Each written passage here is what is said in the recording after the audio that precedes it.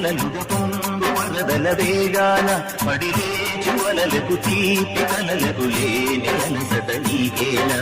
నల్ల నల్ల నెలలోన ఎల్ల కిల్ల పడ్డట్టున్న అల్లు మల్లు ఆకాశాల చుక్కలు అమ్మాయంటి జాబిల్లమ్మ అబ్బాయంటి సూర్యుడమ్మ ఇంటి దీపాలంట దిక్కులు ఎవరికి పాడే యమునకు రేవు నీరు నామదంట నామతోడు రేవులంట పంచుకుంటే